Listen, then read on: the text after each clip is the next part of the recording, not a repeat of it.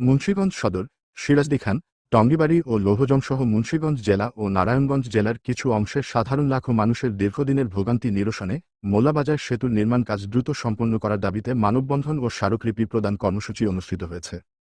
শুক্রবার 10 এপ্রিল সকাল 9:30টার দিকে সিরাজদিখান উপজেলার বালুচর ইউনিয়নের খাসমহল বালুচর চৌরাস্তায় এ কর্মসূচির আয়োজন করে বালুচর ইউনিয়নের সর্বস্তরের সচেতন নাগরিক ও বিভিন্ন স্বেচ্ছাসেবী সংগঠন।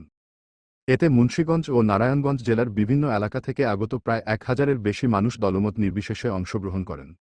উল্লেখ্য, মুন্সিগঞ্জের সিরাজদিখান উপজেলার বালুচর ইউনিয়ন এবং ঢাকার কেরানীগঞ্জের মোল্লাবাজার অংশের মধ্যে ধলেশ্বরী নদীর ওপর নির্মাণাধীন মোল্লাবাজার সেতুর কাজ 2018 সালে শুরু হলেও এখনও সম্পূর্ণ হয়নি।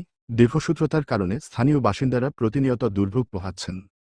মানববন্ধন শেষে আয়োজকদের পক্ষ থেকে সংশ্লিষ্ট কর্তৃপক্ষের কাছে একটি স্মারকলিপি প্রদান করা হয়। সিরাজদিখান উপজেলা নির্বাহীর অফিসার রুম্পা ঘোষের পক্ষে স্মারকলিপি গ্রহণ করেন উপজেলা পরিষদের তথ্য কর্মকর্তা মোহাম্মদ বশির লস্কর।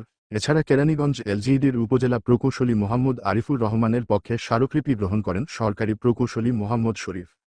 এ সময় দায়িত্বপ্রাপ্ত ঠিকাদারি প্রতিষ্ঠানের পক্ষ থেকে কর্মরত প্রকৌশলী মোহাম্মদ মান্নান প্রকল্পের সর্বশেষ অগ্রগতি সম্পর্কে অবহিত করেন।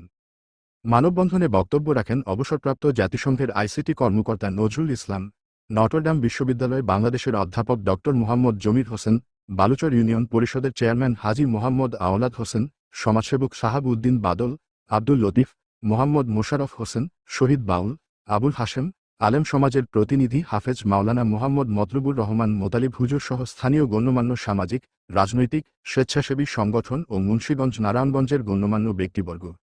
বক্তারা বলেন, মোল্লাবাজার সেতুটি চালু হলে মুন্সিগঞ্জ ও কেরানীগঞ্জের মধ্যে যোগাযোগ ব্যবস্থায় আমূল পরিবর্তন আসবে এবং স্থানীয় অর্থনীতি গতিশীল হবে।